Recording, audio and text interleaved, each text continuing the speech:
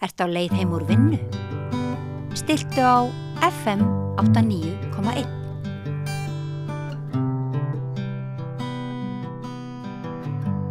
Komið sæl, verið velkomin að Rauðaborðinu. Ég heiti Oddný Eir og til mín eru komnir mjög góði gestir. Stórskotalið, það er Dögg Sigmarsdóttir, verkefnastjóri borgaralegrar þáttöku, Njörður Sigurjónsson, prófessor í menningarstjórnun í Háskólanum í Bifröst og Margrét Elísabet Ólafsdóttir, prófessor í fræðum myndlistar í Listaháskóla Íslands og dósent í listkennslu í Háskólanum á Akureyri. Velkomin og takk fyrir að koma. Mér langaði bara til að segja að grípa ykkur glóðvolk svona rétt eftir að þið kannski hélduð mögnuð erindi. Það bárust fréttir af því að það hefði verið ansi mögnuð erindi sem þið hélduð á ráðstefnu sem var haldin daginn sem að fjallaði ég veit ekki hvernig það var súmmerað upp menningar, auðlind, landsbyggðarna eða sko titillinn var hansi þéttur Unlocking the Power of Rural CCIs. Getið þið sagt mér svona bara fyrst í stuttumáli hvað var þessi ráðstefna? Og ég grípa þennan bolta. Þetta var haldið á Þetta var á vegum sem sagt rannsóknarmiðstöðvar í skapandi greinum. Já. Sem að heldur alls konar verkefni en þetta var alþjóðleg ráðstefna sem að þau héldu og fjallar og tengist verkefni sem að við á Bifröst tengst í svolítinn tíma núna sem evrópskt Horizon verkefni, mjög stórt og gengur út á að skoða menningarstarf í dreifðum byggðum og krafta í því samhengi. Það er svona ákveðin fókus á skapandi fólk, frumkvöðlastarf og möguleika menningar, skapandi starfs til þess að byggja upp frekari atvinnustarfsemi og arfleiðina sem til staðar líka er það ekki samtalið á milli nýta það sem Já. Þetta svona dálítið frumkvæðla prógram sem þið eru búin að vera með í Bifröst einmitt lengi og verið að sko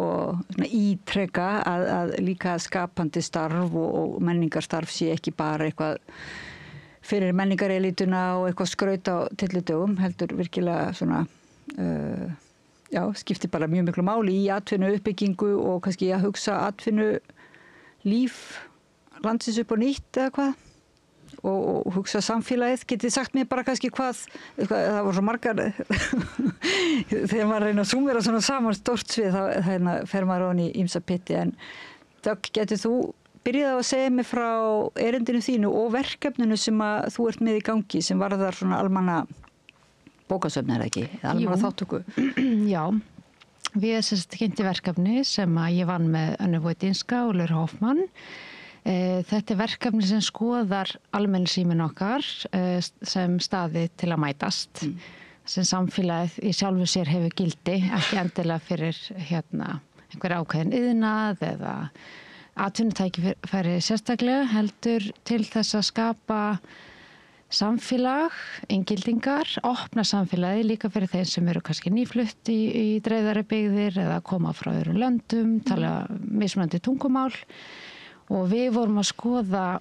gætu við nýtt bókasafnin, endurhugsa bókasafnin. Því það eru kannski allt og mörg rými þar sem við getum mæst og það hefur breyst aldrei mikið kannski landslægið bæði bara samsetning samfélagsins og svo áherslur í atvinnuþróun, til dæmis eins og bara ferðamannaðinaðurinn og annað. Og þá vorum við að skoða, þú kemur nýrinn í samfélagið eða hvar kynnistu þessu samfélagi, hvernig kemstu inn í það? Og þá skoðum við sérstaklega hvernig skapandi aðferðafræði, sem sagt, ef við virkjum rýmin eins og bókasöfnin og fáum fólk til þess að koma saman og mætast, rými til að mætast og kynnast hvort öðru betur og þá væri skapandi aðferðafræði hugsanlega góð leið til þess af því að það er algjörlega óháð tungumáli til dæmis með vinnustofu í vatnslitamálun eða þú ert með spilakvöld þar sem að þú getur kannski verið að vinna með svona ákveðna þætti tungumálsins en það er rauninni býður hverjum sem til þess að koma og setjast með öðrum og ef við eigum í endurteknum slíkum svona athöfnum eða virkjurými þeim hætti að þetta sjálfbært að þá hugmyndin að við getum skapað opnara samfélag þar sem fleiri eiga sér stað og finnst þið tilheyra og verða hluta af samfélagi. Nú finnst mann eins og þetta sé eiginlega svolítið það sem að landsbyggðin stendur fyrir eða þú veist að í bæjum og byggðarlögum út á landi þá sé einmitt þessi íþróttastarf ég veit ekki hvort að það flokkast undir skapandi aðferðafræði að keppa íþróttum en að koma saman svolítið svona óháð bara menningarstatus og þjóðerni og tungumáli og svo þetta skapandi starf sem á sér líka stað einmitt á bókasafninu en hvað hefur gerst? Þú veist, þarf að minna á mikilvægi þess og þarf að segja eins og þú segir að virkja bókasafnið eitthvað sérstaklega. Þú veist, ekki nóg bara, eru þessir staðir eru þeir ekki þarna á staðnum? Ég held að sé alveg góð spurning. Ég meina að samfélagi hefur breyst heilmikið þar hvar við mætumst. Ég meina við sjáum bara í tækniþróun, við tölum samfélagsmiðla en það kannski samfélag án samfélags. Það ekki tengsl, það ekki tenging á milli fólks og það sem kannski skapandi greinarnar skapandi aðferðafræðin og þessi staði sem við mætust á við vitum þetta eins og með sundlaugarnar þú veist þegar talað þú veist út með kannski stjórnmála umræðu og svo einhver önnur umræða sem fer fram í heitupottunum þú veist, þú ert að kynna samfélaginu þú ert að kynnast fólkinu og hvað það sem að brennur á því hvað umræðuefni eru virkilega er það sem brennur á fólki og það sko okkur vantar þessa staði í dag. Það svo auðvelt að gera allt bara heima. Það svo auðvelt að þú þarft í rauninni kannski ekki að fara neitt til þess að sækjast í það sem þú vilt gera. En þetta algjörlega nauðsynlegt lýðræði samfélaginu. En þú ert að meina þá sumstaðar kannski einmitt vantar þessa staði, bara beinlínis vantar steipuna eða byggingarnar sjálfa. En jafnvel þar sem að þessar byggingar og stofnanir eru til staðar og þá vantar að virkja þær. Það að segja að hvetja fólk til þess að mæta, vera með einhverja viðburð, vera með einhverja dagskrá, sannfæra fólk að sé mikilvægt að mæta. En það náttúrulega líka, það sem bókasafnin hafa sem almenningsrými umfram önnur rými, en það náttúrulega, það geta líka verið annars konar menningar rými sem að bjóða upp á þetta, en það sem bókasafnin hafa fram yfir önnur rými að það alltaf ókeypis inn. Þröskuldurinn lágur, þú getur bara komið inn og verið bara eins og þú ert, það spyrir enginn hvað ert að gera hérna, þú ert ekki að kaupa neitt, þú þarft ekki að vera neitt og þetta rýmið það sem við getum svona, hvað segir maður, þú veist, negotiate, þú veist, við getum verið að semja þróun okkar samfélags, við getum haft áhrif á umhverfið og það sem við vorum að gera í þessu verkefni, vettvangur samsköpunar, að fá fleira fólk til þess að móta rýmið, hafa áhrif á umhverfið, setja upp dagskrána sem þau vilja fá að taka þátt í. Og það eru kannski ekkit öll rými sem bjóða upp á þennan þáttöku möguleika. Að þú getur virkilega haft áhrif og þú getur komist nær samfélaginu sem þú vilt tilheyra á eigin forsendum. Því það alltaf valdamisræmi og við getum ekki horft fram hjá því og við verðum að vinna með rými til þess að vinna gegn því. Þannig að við getum farið í þau hlutverk sem við viljum vera í og vera séð sem. En þú hefur unnið vannst lengi á Borgarbókasafninu og þar náttúrulega mjög svona metnaðarfull og flott dagskrá sem lítur líka inngildingu og tungumála námi og skapandi starfi. En svo hafa svona heyrt kvörtunarraddir, þú veist að rýmið voða metnaðarfull dagskrá síðan séu bara einhverjir rónarðar og sumir núna með svona uppgangi kannski rasískrar hatursorðræðu svolítið á Íslandi, þá heyrir maður líka bara í þessi rými þau eru bara tekin yfir af einhverjum útlendingum og heimilisleysingjum og mér fannst svolítið svona, það var eitthvað blómaskeið Borgarbókasafnsins, það sem maður fann að það var svona metnaðarfull og mikil þáttaka og svo hugsaði maður bara býtinu, er það blómaskeið bara búið núna? Við finnum klárlega fyrir því og ég held að finnum bara öll fyrir því að félagslega stuðningur, það dreigð úr honum. Ríkið að draga sér tilbaka, það vantar upp á félagslega stuðning. Og ég held að við getum, það þýðir ekkert að horfa fram hjá því. Við þurfum að kynna samfélaginu sem við búum í og sko án þess þá bara komist við ekki nær samfélaginu og okkar lýðræðislegu ákvarðanatökur verða líka að taka með því hvernig staða mismunandi hópa og við höfum unnið sérstaklega með það í eitthvað sem við kallum placemaking, þú veist, þá erum við að gera tilraunir með því að breyta rýminu með þeim hætti að sem sagt,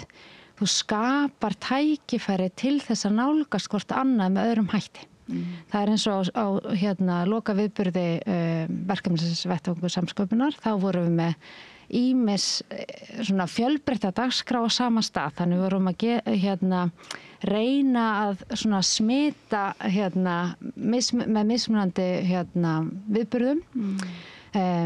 gera það verkum að ólíkt fólk gat verið saman í sama rými. Og það var til dæmis þessu upplestur á það sem vorum búið til nýíslensk orð fyrir þau sem að tala sérstaklega ekki, þau sem er erfitt með að nálgast íslenskuna af ýmsum ástæðum. Að við byggðum upp á leik með íslenska tungumálið, þetta var degi íslenska tungu 2023. Á sama tíma var slitanámskeið frá samstagsaðilum okkar frá Akureyri sem tóku þátt í verkefninu og þar komu saman foreldrar og börn og skapandi aðilar sem áhuga því og það var algjörlega á tungumáli og í sama rými við boðið upp á ókeypis mat fyrir öll. Og við þessar aðstæður, þegar þú kemur ferð í umbreytinguna, að þá lærum við líka takast á við breytt samfélag með nýjum hætti. Þannig að við erum að æfa okkur í því að takast á við breytingu, við erum að æfa okkur í að tala saman með nýjum hætti. Þannig að þú kemst í nála við fólk með annan reynslu heim eða aðra félagslega stöðu sem bara fólk eins og ég og þú. Ég menn það geta allir lent í því að missa húsnæði, það geta allir lent í félagslegum örðuleik, þú veist, það bara eitthvað sem getur gerst. Það svona æfingabúður í umburðarlyndi líka og bara víðsýni. En þá erum við bara með risa bara súpu og brauð og þú spjóðum bara upp á fría mat og þetta einmitt, þú veist, við bara þurfum öll að næra okkur, við þurfum að auðvelda það að nálgast hvort það annað með nýjum hætti. Það er stórkostlegt prógram og maður veit að það er mjög fallegt fyrir öll þau sem hafa tekið þátt í því, en það sem ég var að vísi áðan pínuldi ekki kannski öllum, en ég spyr, þú veist, er þetta svona hroki Íslendinga satt gagnvart einhverju svona almannarýmum? Þú veist, það er svona, þú veist, að súpa eða eitthvað skapandi og svona samfélag, mann finnst bara, við höfum einhvern veginn skattast svolítið af bara, þú veist, við séum ennþá eitthvað í einhverju 2007 hugsun að almannarýmin séu ekki nógu fín fyrir suma. Það er náttúrulega hægt að, þú veist, vera með alls konar tilraunir. Ég meina, þú veist, þegar við komum inn í rými þá kannski bara gerum við ráð fyrir að við hefum okkur með ákveðum hætti eða þú veist, það er ákveðnar tilfinningar sem tekjast rýminu, fylgt af fólki sem finnst hugsa bókasöfni og hugsa bara guðmugóður, þú veist, bara minnum við bara próf og leiðindi og mjög stramt svona félagslegt aðhald og reglur í tengslu við það og við verðum bara að prófa okkur áfram með það að hvaða leyti geta almenningsrými eins og bókasafni eða önnur rými þjónað okkar þörfum. Þannig að ef það er einhver sem vill bara fá að vera í rými og ég veit ekki, drekka kampavín og gæði sér á, þú veist, einhverjum makarónum eða hvað það er. Þú veist, ég meina, við þurfum bara að skapa rými sem fólk þarf á að halda. Og ef það er einhver sem finnst bókasafni ekki vera fyrir sig, að þá þurfum við bara að fara í djúpa rýni á því að hvaða leyti gæti bókasafnið þjónað ólíku þörfum. En þá þarf fólk náttúrulega, þú veist, við verðum það að fara út fyrir þessi rými, tala við fólkið, kanna þetta nánar og sleppa völdum á rýminu, þannig að fólk skilgreini þau eins og það vill. Og finnir þið fyrir muna á afstöðu fólks til dæmis í Reykjavík og út á landi þá? Afstöðu til þessa rýmis sem þú ert að tala um. Það er bara mjög góð spurning. Það var rannsókn sem var hluti af þessu verkefni vettvangur samsköpunar og þá tóku Anna og Lara viðtöl við fólk sem vinnur á bókasafninu og þau töluðum að þau kannski bara hefði ekki rými fyrir þú veist, viðburð það sem allir getur bara komið, þú veist, það væri bara ekki hentugt rými eða,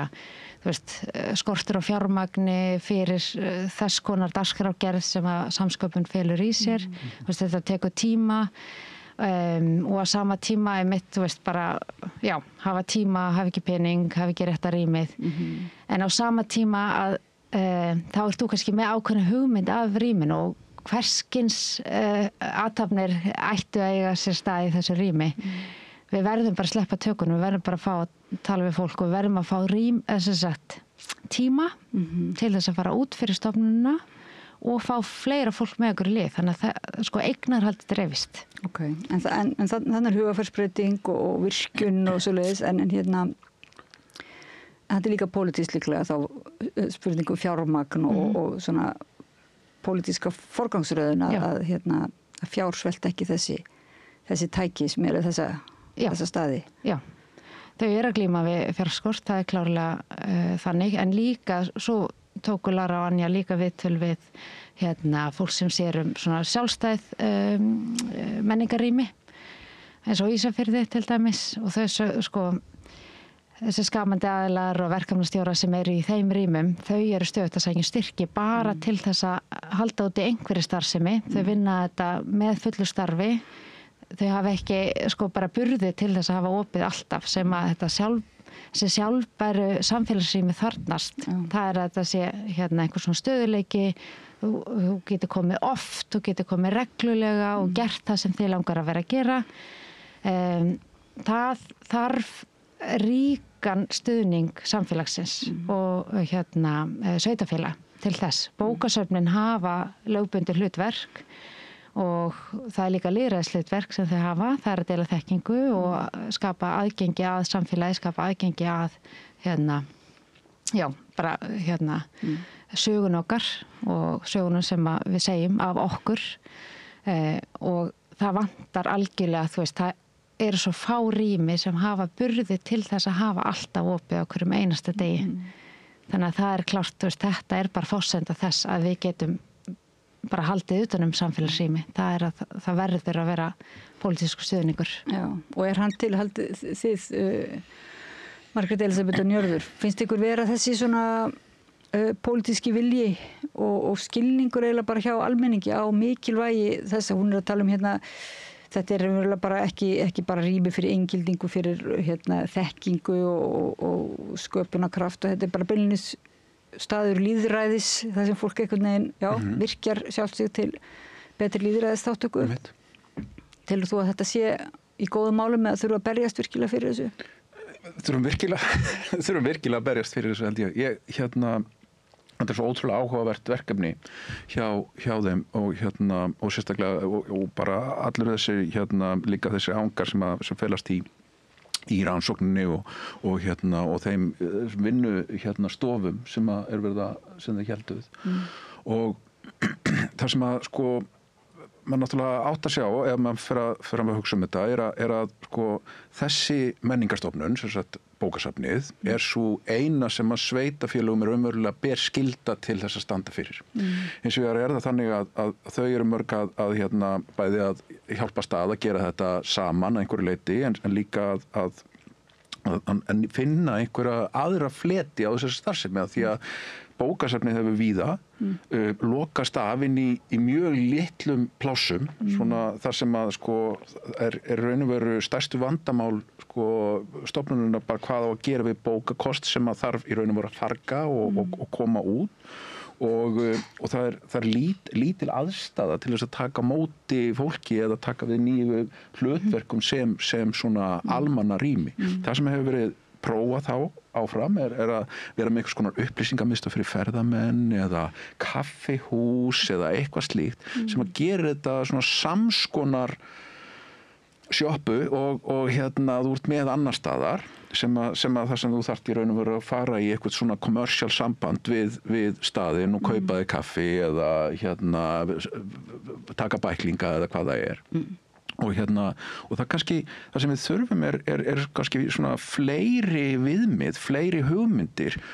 hvað sko sameiginlegt rými er. Það er að segja sko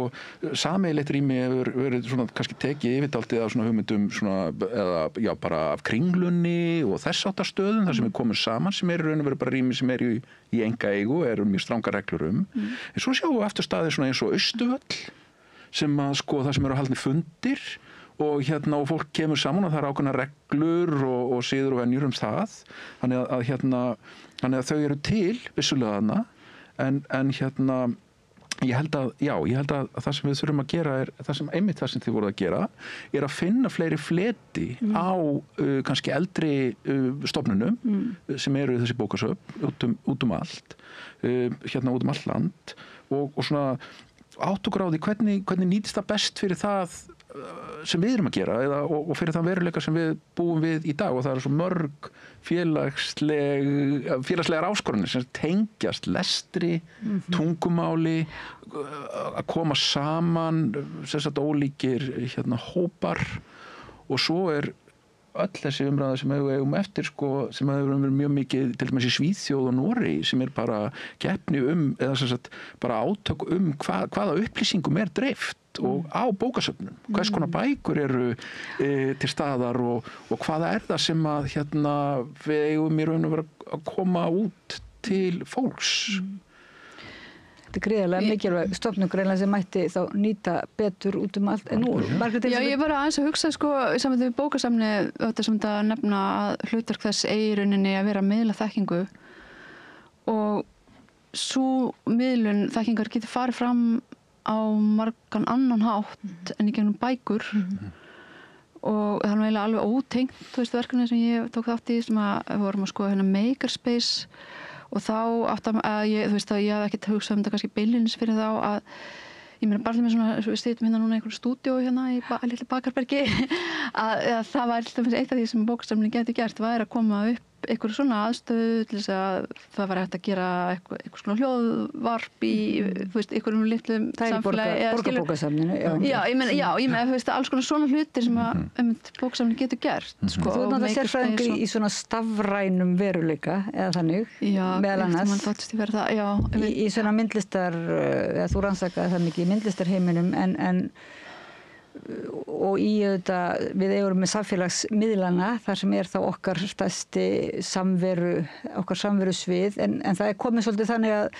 við erum komin að það stiga við áttum okkur á því að það ekki alveg nóg að vera bara á samfélagsmiðlunum. Nei, svo þetta sem þið eru að gera náttúrulega þetta að fá fólk til að koma og vera sjálft einhvern veginn, að vera ekki með viðtakendur alltaf heldur að koma og vera þáttakendur í að gera eitthvað, að búa eitthvað til. Og það örgulega mjög mikilvægt fyrir bara eins og, það að segja samfélagi sem koma nýjir íbúar þekki ekki það sem eru fyrir eitthvað rótgrónir og búin að skjóta vel rótum og hinnir þurfa einhvern veginn að finna leið til þess að festa sína rætur og þá þetta náttúrulega kannski fullkomin staður til þess að búa eitthvað til fyrir fólk til að hittast og gera þá eitthvað gegnum eitthvað eins og þetta að segja, borða saman, gera vinnustofur, búa eitthvað til, En mann finnst eins og þú ert að segja, þetta alltaf stórkostlegt tækifæri til þess að kynnast og til inngildingar, En mann finnst eins og þeir sem að búa fyrir í landinu þurfa nú kannski ekki síður á því að halda, Þú veist, það alveg, auðvitað þetta samtal sem voru að tala en það ég held við þurfum öll svolítið að skríða út úr þessum hólum núna, til þess að læra að ræða saman. En getið þið sagt mér, Njörður, getið þú, þetta er svona svolítið eins og yfirhersli en að því að Dögg þarf að fara eins kannski á undan Mér langar kannski að koma einu sem þykir ótrúlega mikilvægt og það tengist skapandi aðilum eða listafólki að við þurfum sárlega á þeirra færni og hæfni að halda í að skapa nýtt andrúmsloft, í að setja hluti í samhengi, æfa okkur gagnrýni hugsun, í að tengjast okkur sjálfum betur og hvernig við nálgumst hvort annað, virðamörk annars fólks og náttúrunar og alls í kringum okkur. Ég held þegar kemur að því að búa til nýja staði til að mætast, kynna samfélaginu, að þá þetta lykillinn í slíku starfi að þessi færni listafólks og skapandi aðila til þess að sjá bara hvernig þau vinna úr umhverfinu, hvernig þau lesa umhverfið, opnar augu svo margra fyrir nýjum möguleikum. En nú náttúrulega margir arkitektar eru mjög skapandi og eru með þessa samfélagssýn og svona líta á rými út frá þessari samfélagssjónarmiði, ekki bara út frá einhverju þröngu nytjasjónarmiði En kannski hefur einhver tilheng til þess að byggja rými og byggja hús og stofnanir kannski á bara praktískum grunni eða hannað einhvern veginn. Þú veist, það þarf greiðlega ítrykka þetta eins og þú ert að segja. Það ástæði fyrir því að þú nefnir að það mikilvægt að virkja skapandi fólk. Já, og þau fái bara kredit, bara viðurkenningu á og bara greitt laun fyrir það og fólk sem í þessu starfi að skapa vettvang fyrir samfélag. Já. Að það skiptir ótrúlega miklu máli í bara við æfum okkur í samkennd, æfum okkur í bara að mæta fjölbreytileika og kynnast fólki sem við annars aldrei séð og bara þessi tilviljun að kenda þekkingameðlun sem verður bara til í rými af því að þú hlustar á annað fólk tala saman sem ekki í þinni búblu að ég held að það er þessi sköpunarkraftur sem við þurfum á að halda til þess að bara að ná fólki saman. Því það þarf að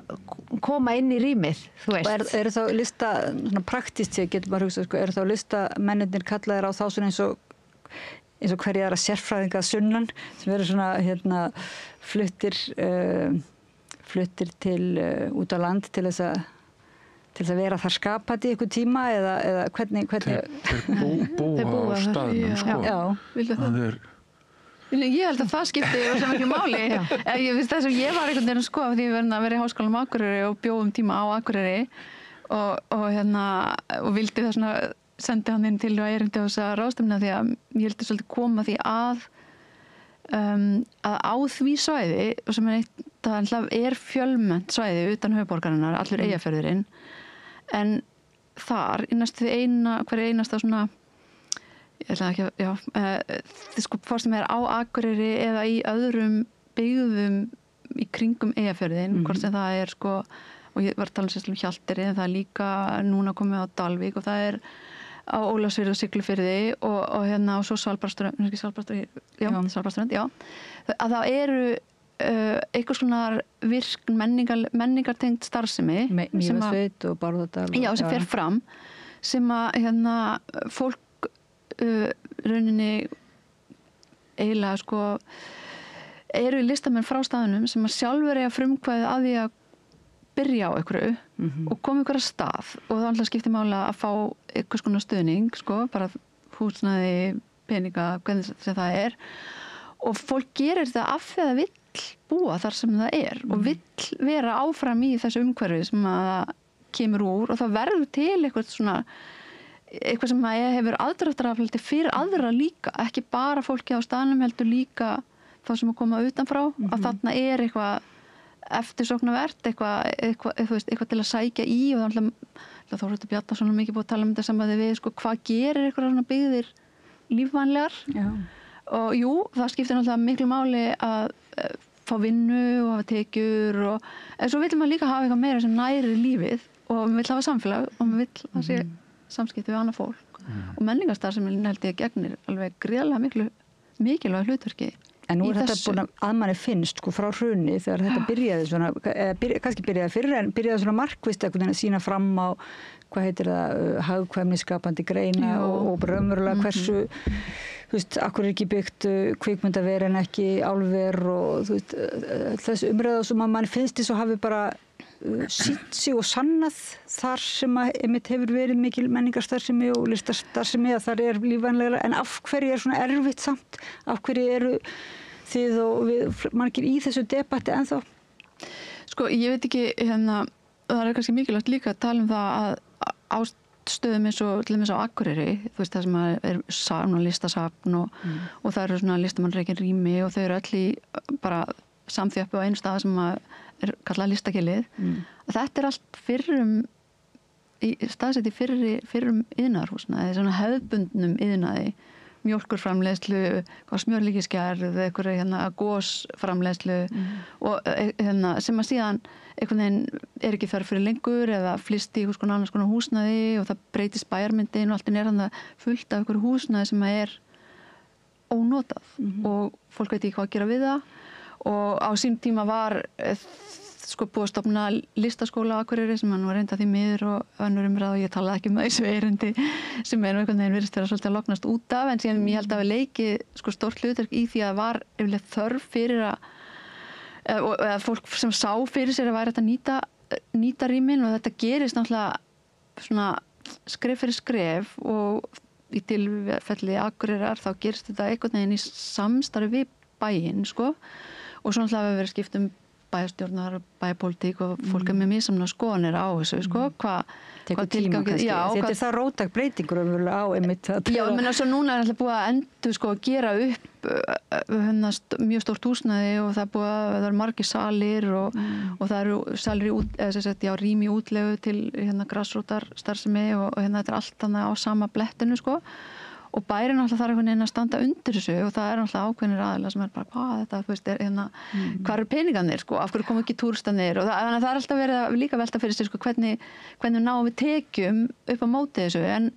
þetta skiptir líka máli fyrir ásýnd bæjarins, fyrir sjálfsmynd íbúana og allt þetta, en ég held að skiptir líka máli og kannski áhugaverði sem þetta við söfnin,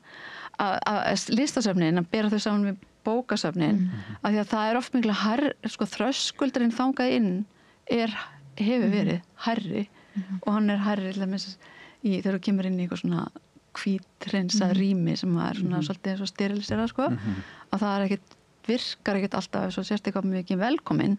þó að söfnin hafi kannski á undanförnum árum verið að og áratugum verið að vinna á móti þessu sko, og eitt af því sem Listasafn Akureyrar er verið að vinna sýningar samstarfi börn og einhvern veginn að þá hugmynda þannig sé að það ala upp sko framtíðar safngesti og allt þetta, já, þannig ég held að þetta sem að listamenn gera og listamenn er að gera þannig í eins og Eyjafirðinum, já, þetta er einhvern veginn svona einstaklingsframtak í rauninni sko, en sem þarf samt einhvern veginn stuðning sko. Og það er alltaf þessi kannski þegar maður fyrir að tala um peningana sko. Það sem að sko við sáum á þessari ráðstefnu var sko, við fengum svona aðeins svona sko yfirsýn yfir bara hversu ótrúlega margt er í gangi út allt án þess að það sé endilega alltaf einhvern veginn fyrir sjónum allra, þetta eru oft starfsemi sem er bara tengt því byggðarlagi sem fólk er í og mikil svona kraftur í fólki að út allt land, allt land og maður sko bara söfn og sýningar og þess áttar starfsemi ef maður fer að skoða til dæmis bara á Vestfjörðum, ég tek þetta stundum með dæmi þegar ég er í útlöndum að útskýra hvað er að gerast hérna á Íslandi og þá fer ég hérna og útskýri og það sé hérna 7-8 ástmann sem búi hérna á þessu svæði og stundum bara svona kannski 400 á einum stað og eitthvað svona, en það eru alveg fleiri söfn og sýningar og einhvers konar starfsemi í kringum menningararf eða frönsku sjómennina eða í kringum hérna handverk og það eru opið og hérna á einhverjum tímum og það er staðið fyrir einhverjum viðburðum og þess áttur. Þetta er bara alveg svakalega margt sem er í gangi og nú er ég bara að tala um þennan hluta sko, bara eins og Flateyri, það er alveg fullt af einhver svona hlutum. En svo er bara hátíðir og það eru hérna gestavinnustofur og það er svo margt sem er í gangi sem að kannski er háskólasetur allt, ekki allt en víða og þannig að það var svona aðeins verið að sko, kannski verið að taka skoða það sem við sem erum í þessum fræðum erum að svona aðeins að skoða og því var svolítið svona lyft upp og hérna en líka komið mikið af erlendum gestum og þetta er sérstaklega eins og ég talaðum áðan, það var þetta svona þetta evrópska samstarf þar sem þau eru að vinna með fólki á Írlandi og í Króatíu og í Íslandi langar með að segja og í Rúmeníu Búlgaríu og öll voru þau frá öllum þessu löndum er raunverulega að hugsa um þetta sama þennan kraft sem býr út á landi í smerri byggðarlögum dreifðum byggðum þannig að ráðstefnan er það það snerist þessar og hvað fjallaði þitt erindi mitt, ég var náttúrulega bara komin hérna til þess að vera með dólg eins og svo það sem að ég kannski, þetta var kannski dálítið svona sjálfhvert út frá fræðum en ég er sérst í menningarstjórnun og menningarstefnu og það sem við erum stundum að glíma við í þessum fræðum sem eru svona þverfagleg að hugtök þvælist aldrei fyrir okkur og það eru gripin hugtök sem síðan taka yfir alla umræðina og verða svona hegemónísk sko, svo ég hendi nú inn í einhverju. Hendin einu hugtöki, engin skilur. Svo reyna hafa þetta þannig að þessi ekki var mörg. En þá verður þetta sko öll umræðan innan gæðslepa þetta út frá því sjónarhorni. Eins og við getum tekið sem dæmi í íslensku umræðu þá hafa hagræn áhrif haft alveg gríðarlega mikil áhrif á alla umræðu menningu, listir, hlutverk skapandi greinar, hlutverk fólk sem er í þessum geirum. Bara þetta hugtak, þessi hugmynd hagrænu áhrifin. Já. Sem er allt gott þau þetta segja og það þarf að lyfta því upp og sýna fram á að það eru hagræn áhrif, en það er ekki eina sjónarhornið á þessa starfsemi, á það sem fólk er að gera þegar það er að vinna list, menningu og samfélagslegum svona verkefnum. Og það sem og ég var svona að taka þessu utan hugtaki frumkvöðl sem er orðið svona dálítið dominandi í alþjóðlegri umræðu eða svona þessa starfsemi og það er svona þröngt, það er mjög skýr, ég byrjaði þetta bara í mínu erindi að taka fyrir skilgreiningar á frumkvöðli í þessu samhengi, menningarlegum frumkvöðli og það kallað til dæmis á ensku culturepreneur, þá var það búið að skeita þessu saman í kringum, svona upp úr 2010 þá fóru sko heilu námsgreinar að vera skýrðar þetta og það hætt að vera til dæmis menningarstjórnun eða menningarstefna heldur fóru að snúast þetta, við erum í nógum vandræðum menningarstjórnun, þá var, en það sem þetta gerir, þetta hugtaka, það dregur sér athyglinna ákveðnum hlutum sem eru efnahagslegir. Það er að segja, þetta eru hlutir sem tengjast því að ná ákveðnum efnahagslegum árangri og þannig er það bara skilgreint og þannig er það mælt og svo framvegis. Það kemur náttúrulega til af við gagnrýni á að þetta skipti engu máli og þegar er verið að keyra út módel hagræn áhrif og byggðastefnu og atvinnu lífþjóðar, hagfræðina, að þá er þessum þáttum, þar að þetta kemur til af því að það er verið að svara, er það ekki slíku? Takk fyrir og Já, einmitt, þetta er kannski einhvers viðbragð og eins og ég sko innan ákveðina geira þá höfum við svona minnimóttakennd, það er svona viðvarandi leitað lögmæti og réttlætingu, það er líka ákveðin svona hugmynd fatalisma eða svona það sé einhver örlög, það er svona ákveðin örlög að hyggja sem gengur út á það að við séum í raun og veru á leiðinni í efnahagslega umræðu, við þurfum í raun og veru að tala allt á efnahagslegum nótum, þar að segja krónur og aura, á meðan að sko flest það sem við segjum, og við getum tekið þessa umræðu hér í dag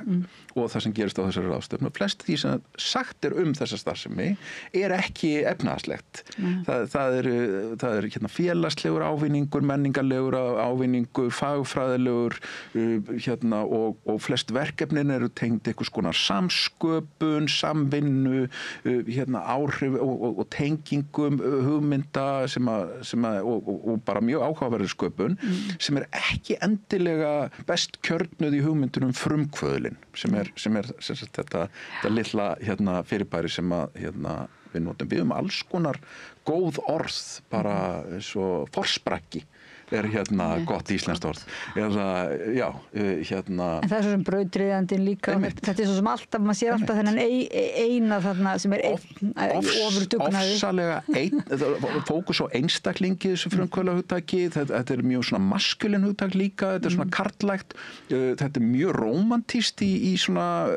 umræðun í dag og við lítum á frumkvöðla sem einhvers konar svona eiginlega bara svona eins og rockstjörnur og einhverjar svona fjölmiðla fígúrur og þeir margir hverjir að reyna að taka því hlutverki líka, en þetta kannski lýsir heldur ekki vel því sem að var á bak við verkefnið eða hvernig það fór fram og hvernig það heldur áfram yfir langan tíma. Því að einn aðili, eins og var nefnt líka á þessari ráðstefnu, lendir í lendir í kulnun og lendir í því að geta ekki staðið á bak við hlutina. Þannig að það þarf þorp, það þarf samfélag til að halda utan verkefni. En þú ert að raunverulega lýsa ákveðni þróun sko í hugtakanótkun og í bara umræðu þar sem að þú náttúrulega ert í þeirri stöðu einmitt að vera að móta hugtökin sem eru notuð og margir gagnrýna það auðvitað bara hvað þessi fræðimenn eru bara eitthvað að pæla í hugtökum og einmitt nýjast þetta woke og anti-woke og allt þetta. En koma daginn að þetta skiptir máli samt að það sé verið að skilgreina og pæli hvað tæki og tungumál við notum, tungutak. En þú ert að lýsa þarna svolítið því að það er ákveðin bara heill geiri í samfélaginu, starfsemi sem að reynir að gera sig gildandi eins og þú segir með því að taka upp svona, hvað má segja, orðræðu, já, mitt það er eitt orðræðu sem er svona ef við hefum ekki pólitísku og segjum ekki kapitalíst eða svoleiðis heldur ef við segjum bara svona efnahagslegt og fjárhagsheiminum. Hún er svolítið smættandi. Já, það er smættandi. Hún dregur ákveðna hluti sem skipta miklu máli, efnahagslegir, það er bara ágóði og störf, en það verður aðal og jafnvel eini fókusin. Já, vegna þess að sko markmið fyrirtækjana er ofta að græða en markmið samfélagsverkefna getur ekki verið að græða þannig að samleiðin er svona kannski svolítið stutt og þannig er þú ert að segja að þið eru frekar farin að tala um einhverja skörun eða hvernig þessi heimar tengjast en ekki að smætta menningarheiminn ofan í hagkerfið eða þannig ofan í Ég veit að kannski örgulega að gera greinamun á þegar verið þess einhverju kröfu einhvers svona ágóða eins og kannski ég er ekki að vera að gefa mig út fyrir að vera eitthvað sérfræðingur í hvað kallar sprotafyrirtækjum sem að þú veist einhverju styrkja þú veist í von einhvern stóran hagnað síðar sko daglega í fullt af peningum maður sér þetta kannski ekki gerast í alltaf ekki þeirri listgrein sem ég er í sem er myndlist. En ef maður hugsar sko, þú veist, hugmyndina eitthvað getur verið sjálfbært og stað undir sér og það sé einhvers konar styrkjakerfi sem að styður við það sem að er þekkist líka úr atvinnulífinu. Já, ég tek eftir því að ég líka seti sem er ekki tengist í þessu erindi beint en ég seti í myndlistráði sem að hefur það hlutverk að útdeila styrkjum úr myndlistasjóði til verkefna og sviðmyndlistar og þá sér maður það að hugmyndir þeirra sem að hér stýra peningum og fjármagni það, þú veist, hver þörfin er bara ekki í neinu samræmi við þessa þörf. Af því að, og það kemur út skýrsla bara núna í lok þess að seinna í mánuðinum, að því við erum að ljúka 3 ára tímabili í þessu myndlistráði, að sko, ef við erum að tala um eitthvað svona hugtök þessu árangurshlutfall þeirra sem að sækja styrki, þá er það mjög lágt. Það er að segja, fjöldi þeirra sem sækja styrki og fjöldi þeirra sem fær styrki, það er bara, skilur það er bara mjög lágt. Það er ekki nákvæmlega prósentina, það er kannski eitthvað 20% eða eitthvað. Og sama er rauninni ef við tekur uppæðnar sem sótt fyrir og uppæðnar sem er úthlutað, þá er það líka bara eitthvað sko 70%, eða við getum úthlutað kannski 20% eða eitthvað af því sem sótt Þannig að það er ekkert samræmi í rauninni á milli þess að maður myndi að segja að það þörf geirans til þess að kannski geta mögulega blómstráða eitthvað nátt og þess sem að hefur opinbera tilbúið til að setja í hann. Já, og kannski ekki að litið mitt innan geirans sjálfsheldur er alltaf þessi alltaf föst í þessi varnastöðu þessi heimur er alltaf fastur í varnastöðun að bera þá saman við styrkina sem fara í fyrirtæki og annað og reyna að sanna sig og þá kannski kemur þetta, jú, við erum víst, það er víst einhver ákvörðun. Já, en svo kannski er það svo erfitt að það var líka svolítið að vera að tala um sjálfbærni á þessari ráðstefnu sem að var hvernig geta svona fyrirbæri verið sjálfbær og ekki sáfram. Og það er mjög margt af því sem er held að gerast hér, nú er ég bara algjörlega að tala bara út frá meira reynslu heldur en einhverjum kannunum eða einhverjum tölum eða sem ég hef. Það ger sko, kerfin er þannig uppi, þessi styrkjakerfi, að þú ert alltaf að sækja verkefnastyrki, þú ert alltaf að sækja fyrir stuttan tími einu eða jafnvel bara brot af starfseminni sem að framfer yfir 12 mánaða tímabil og það alltaf sér hver maður þetta er þú veist, það er ekki þetta reka, það stendur einhvern veginn ekki undir sér. Það er alltaf verið einhvern veginn að útdeila einhverjum svona, og maður getur líka þá velti fyrir sér, sko, hvað er menn að, þú veist, gera fyrir þessa fjármuni, ef þú ert alltaf að deila út rosalega lágum upphæðum sem að í rauninni, sko, er þetta alltaf mikið langt frá því að duga fyrir því sem á að gera. Og man finnst eins og þegar ég hef talað hérna við fólk sem að rekur menningarstofnun sem maður heldur að sé bara skiljið bara alveg stöðugar og örugar með, þú veist að það er bara gegna það miklu hlutverki að þá, en þeir eru alltaf, það er hægt að þetta bara á að þekking glatist í, það er alltaf verið einhvern veginn að reyna að brúa eitthvað bil og rétt ná fyrir hornið og svo leið, sko. Já, og þannig kannski eins og ég var að tala Verksmiðjuna Hjalteyri sem er hérna svo listamannareki rými í risastóru húsi sem að kannski fungerar af því að þú veist, það er bara ekkert verið laðan peningur í að gera húsnæðu upp, bara þú veist, það er svona stoppað í helstu göt og starfsemin fer bara fram, eða aðalega fram yfir sumarmánuðina af því að það bara húsi, það er ekki hægt að vera með starfsemi yfir vetrarmánuðina því að byggingin er bara þannig að það, þú veist, hún bara heldur hvorki vatnin í vindum né, þú veist, er með lýsing, bara að praktískum ástæðum en þú veist, en þá er það bara áhugi og vilji og kannski einhver ákveðin svona smá stuðningur sem að gerir það kleift, en þú veist, yfir þetta þú veist, svo leggst bara allt í dvala yfir vetrarmánuðina. En það er svolítið verið að reiða sig á áhuga og ástríðu með listafólks. Það er mjög mikið verið að gera það, já. Má ég spyrja, Margrét? Já. Nú, af því að þú hefur einsýn í þetta og hefur starfað í nefndum. Nú er það kannski 10% af þeirra sem sækja styrki og það er aðeins lægra hlutfall sem sagt á landsbyggðinni heldur en í borginni. Það er aðeins, það skiptir ekki máli. Það er ekki punkturinn. Hvernig myndur vilja hafa þetta ef þetta er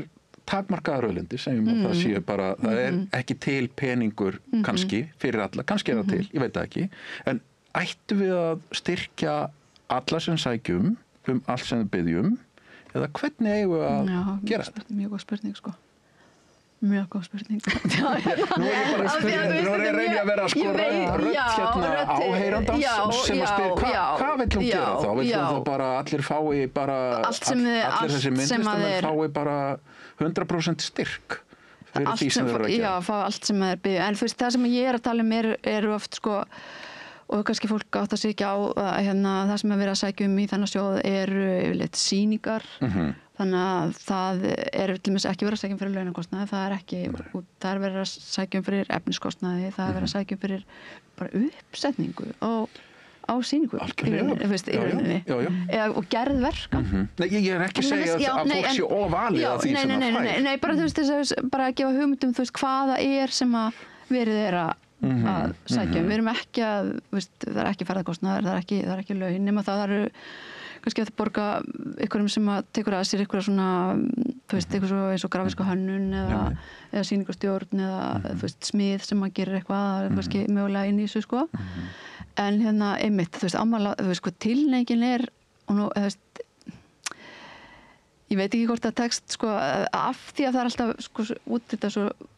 litlu, þú veist, og yfirleitt er þannig, þú veist, á endar með því að þurfa að skera niður af tölunum sem fólk sækjur uppalveg, annars kannski myndi sjóðurinn kannski bara styrkja 2 í staðan fyrir 10, þú veist, við höfum ákveðin verkefni og þá kannski farin frekar svo leið að segja bara við klípum af hér og klípum af hér til þess að ná einhvern veginn svona og hérna og fólk náttúrulega mjög mikið velti fyrir sér og það er bara búið að vera mikið átak í gangi varandi, sko, að hjálpa fólki, þú veist, hvernig á að vinna þessar umsóknir og hvað er best að gera og á þess að gefa of mikið upp heldur, sko. En þá er kannski tilneigingin, þú veist, til þess að reyna að stundum að einhvern veginn svona sækja meira heldur en, þú veist, ekki kannski meira en það þarft, en svona tegja sig eins langt maður getur í þeirri von að fá það sem að fá eitthvað og kannski upp í það sem maður þarf, sko, en mjög margir bara er að gagnrýna það yfir höfuð að séu styrki til menningamála og lista og þannig og það er náttúrulega hverju ári bara listamannlaunin líka og þessi styrkir. Ég held að sé ekkert mjög margir. Þetta er ákveðin mýta svona meðal listafólks. Það er talað mikið um það séu margir að gagnrýna þetta. Það kemur svona smá umræða stundum, ekki alltaf í kringum úthlutun listamannalauna og aðalega því að það birtir einhverjir nafnalistar og svona, þetta er mjög skrítið og ætti ekki að þurfa að vera svona. Það kemur líka samt þessi samanburður af hverju ekki styrkjum við ekki heilbrigðiskerfið í staðinn að styrkja náttúrulega heilbrigðiskerfið. Það kemur alltaf þessi samanburður. En þegar maður spyrir þín ef þú skoðar sko bara umræður á Alþingi til dæmis þessi mál, þá er ekki mikil, sko, það er ekki miklar umræður sem sagt, útgjöld til menningarmála. Það ekki tekist á þetta fyrir kosningar eða slíkt. Þetta auðvitað heyrist eitthvað í einhvers staðar. En miða við víða erlendis, þar sem að jafnvel mun læra hlutfall af ríkisútgjöldum eða sem sagt útgjöldum hins opinbera til menningarmála. Það mun meiri deilur svona hluti. En það vegna þess að það hefur sýnt sig sátt. En það vegna þess að það hefur sýnt sig að þessi samfélög, til dæmis út á landi, að þau þrífast eða dafna miklu betur ef að ef þetta á einhvern hátt styrt? Það svona í íslensku samfélagi mikil og svona breið svona hugmynd að menning og listir séu mikilvægur. Við erum bara þar sem betur fer. Já, það er ekkert lengur talað það, en þetta var náttúrulega þetta voru ein rökin fyrir því og ein mikilvægstu rökin fyrir því að við ættum að vera sjálfstæð þjóð. Akkurat. Það var ekki bara tungumálið, það var líka menningin. En fólk alveg hægt að tala það, Það samt undirliggjandi í þessari og það það sem við erum að útskýra einhverjar upprunasögu þessarar hugmyndar þá kemur hún úr sjálfstæðisbaráttunni, úr rómantík sjálfstæðisbaráttunar og því sem gerðist svona kannski fyrstu áratugum 20. aldarinnar og svo svona stofnana uppbygging sem þá varð en Íslendingar eru að gera gríðarlega mikið fyrir ekki mikinn pening við erum ekki mörg og við erum samt með menningarlega innviði á við miklu stærri þjóðir. Þú segist að mætti á þessa ráðstefnu sem var einmitt menningarlega frumkvöðla og eitthvað svoleiðis og þú byrjar á því bara að segja að það sé ekki gott að tala menningarlega frumkvöðla en varstu með svona eitthvað hvernig hefur þá að segja Mér finnst mikilvægt fyrir okkur að því að við sem erum fræðimenn og erum ekki bara í því hlutverki heldur stór hluta á okkur að líka að kenna öðru fólki hvernig það eigi að haga sér og hvernig það lýsa sjálfur sér hvað það eigi að gera. Stór hluta af þessu verkefni sem ég lýsti áðan vinnu stofur með fólki í dreifðum byggðum í þessum löndum sem er að ræða. Að við notum fjölbreyttan orðaforða og séum svona næm sem við erum yfirleitt næm fyrir því að verkefnin þau eru að margs konar og eru fjölbreytt og felast meðal annars í samvinnu og samsköpun og markmiðum sem eru ekki endilega efnahagsleg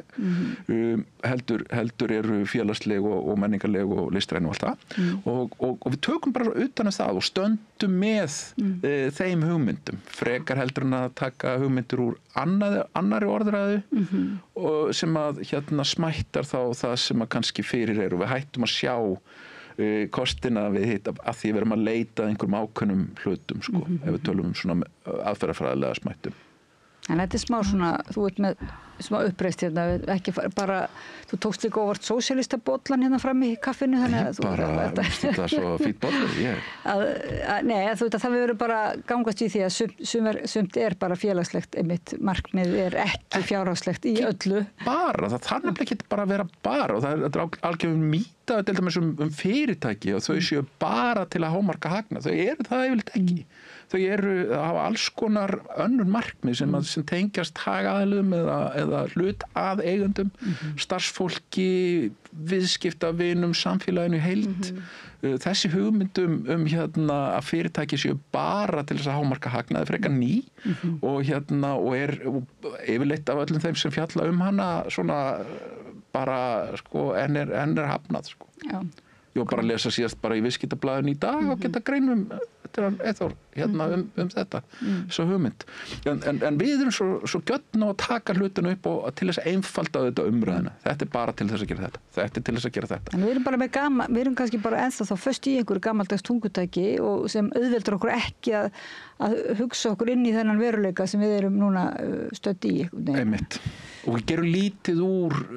öðrum og setjum fólkstundum í svona litla kassa til þess að eiga auðveldara með að flokka það í haustum á okkur. Verðum við það bara sjá að kastin eru öðruvísi eða verðum við bara sætt okkur við að það bara, þetta bara ekkert, það ekki hægt. Við erum bara að tala saman. Og nota fjölbreytt orð. En verkefni þitt, varstu búin að segja okkur aðeins frá því? Núna réttu, við höfum nú ekki stunda.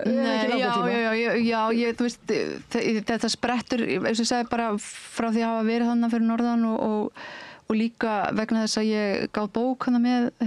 Gústafi Geirbollasyni sem er hana húsráðandi á Verksmiðjunni Hjalteyri og þá fór ég að skoða þetta og skoða þessa sögu og þetta fyrirbæri og þau er alltaf að ræða þetta út frá alls konar sjónarhornum eins og listamannregnum rýmum og svona alls konar hugtak, talandi fleiri hugtak eins og heldurnarvæðing eða millistéttavæðing eða það er svona ýmislegt sem þetta að segja en að því að tala með frumkvölana og hvað orð mann notar eða einstaklingsframtak eða hvað kallar allavega aflvaki til dæmis að þá og að því að ég er mest að skoða innan myndlistar geirans og myndlistar heimsins að þá sér maður þá líka að þú veist, þar skiptir oft mjög miklu máli fyrir þá sem að með skriða út úr skóla eins og listaháskólanum að þetta fólk finnir sér einhvern veginn sjálft vettvang. Það er oft það sem gerir, því að einhvern veginn býður ekki beint neitt eftir þannig. Þetta býður allir svona að sjá hvað gerist, það þarf eitthvað svona, oft eitthvað svona smá tíma, frá því að þú útskrifast og þá útilunar einhvern veginn að, já þessi, hann er nú búin að hanga hann inn í 2 ár, 3 ár, að sína að hann alltaf eitthvað fást til þetta og þá þarf fólk ofta að finna sér einhvern veginn leiðir. Annarkvort í samstarfi við einhverja aðra sem að hafa meiri reynsla vettvangnum eða einmitt með því bara reynlega að finna upp á ykkur öll að gera til þess að einmitt skapa sér nafn eða bara svona gamaldagshátt eða vera eitthvað sýnilegur og það þarf alveg eitthvað svona maður þú veist, mér vannmetin eitthvað svona dugnaður sem að er í þessu eitthvað svona kraftur sem að er í þessu þú veist, að gera þetta Algjörlega. Bara fara nú út og segja bara heyrðu, já, ok, hvað getur hún gert, þú veist, ég ætla nú að bara vinna við þetta og hvað get ég gert til að geta gert það og bjargað þetta kemur samt óvart þú skulle segja þetta því ég held einhvern veginn að þú myndi segja sko þetta væri úrelt hugsun þetta við að þú ættir að fara að bjarga og sanna þessi með ykkur að frekar að ganga út frá þessu vulnerability að þú ert bara raunverulega að skríða út úr skóla og eins og þú ert að skríða út úr fólk er að skríða út úr burnout og eitthvað og þurfa að byggja sig í einhverju svona vefnaði og samvinnu og svona en kannski bara er það það er bara líka það er ekki eitt útilokur ekki annað það er líka þessi dugnaður og bara Já, og maður sér, þú veist, ef maður eru kannski útskrift ráð, þú veist, það myndast vináttu og tengsl sem sjá, það er ekki komið til að læra af okkur, þeir eru bara komið til að kynna skort öðru og fara saman út í lífið, þú veist, ég er svona kannski ekki, en það verður þá oft eitthvað til sem að heldur svo áfram eftir að fólk kemur út bara í lífið og það verður eitthvað úr því. Það er mikið frumkvæðiskraft til þess að vinna saman. Það þarf mikið frumkvæðiskraft, já. Og það þarf að tröst. En þú ert búin að henda frumkvöðlunum út en komið frumkvæðiskraft, það er bara mjög gott. En þetta er náttúrulega samræða, við þurfum alltaf að vera bæla í þér, ekki? Hvernig við líka virkjum og hvetjum hvert annað með orðum. Þetta er svona eins og við erum að kalla á hvort annað líka með orðum og virkja. Þetta var, við vorum nú, gengur út frá þessari ráðstefnu Unlocking the Power of Rural CCIs, the intersection of culture, creativity and entrepreneurship. International Symposium í EDDU í Reykjavík, í Háskólanum Reykjavík. Já. Þannig að þetta verið gríðarleg ráðstefna sem voru náttúrulega miklu fleiri en ég þakka ykkur kærlega fyrir að og það er rannsóknarsetur skapandi greina og Árnastofnun og fleiri sem hafa staðið að þessu. Þetta er bara gríðarleg ráðstefna sem maður hugsar að ég hefur bara í sjálfu sér mikil áhrif að koma saman og heyra hvað aðrir í heiminum Algjörlega. Og svo ánægður að við getum haldið svona ráðstefnur hérna. Við förum mikið við fræðafólk, förum mikið út á ráðstefnur hjá öðru þjóðum og það er svo mikilvægt að það komi til okkar og við getum fundið svona fleti til þess að tala líka þau verkefni sem hér er. Það er svo margt að gerast hérna í menningarlífinu. Já, eins og þú ert að segja, þetta verið ótrúlega komið og hvað er mikið í gangi út á landi líka í hinum dreifum. Já, ég meina þetta er eitthvað svona,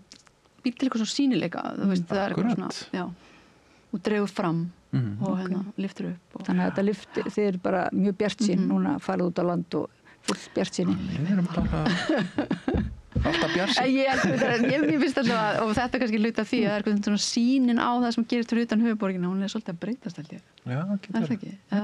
Það bara fyrir þá sem hafa verið eitthvað þar fyrir utan höfuðborgina? Bifröst náttúrulega landsbyggðarskóli, þannig að við erum alltaf...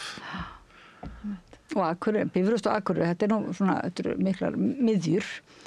Já, ég held að svona almennur skilningur séð sá að Reykjavík ekki bara höfuðborgin ekki bara eina miðjan og eina menningin. Ég held að það sé nú kannski flestir. Nú áttu okkur líka þegar við förum þegar sumari kemur, þá gerust við landsbyggðar búendur. Já, ekki bara ferðamenn einmitt. Þvælumst og setjum stað upp á... Skriðum út úr bíflugnabúin okkar. Já. Hún var hjá okkur Dögg Sigmarsdóttir, verkefnastjóri borgaralegrar þáttöku. Og sagði okkur frá bókasöfnunum og virkjun rýmana þar. Hún þurfti nú að fara, en við héldum samræðin áfram. Það Njörður Sigurjónsson, prófessor í menningarstjórnun í Háskólanum í Bifröst og Margrét Elisabeth Ólafsdóttir, prófessor í fræðum myndlistar í Listaháskólanum og dósent í listkennslu í Háskólanum á Akureyri. Hjartans þakki fyrir að koma á rauðaborðinu og segja okkur fréttir af þessu skemmtilega og uppbyggilega málþingi. Við fáum örugglega fleiri fréttir af því í framhaldinu. Hlustendum og áhorfendur þakka ég fyrir að vera með okkur og Laufey Líndal Ólafsdóttir fyrir að varpa spjallinu yfir til ykkar. Við bara höldum áfram að ræða málin hérna við rauðaborðið, þannig að við förum bara í stuttar frímínútur.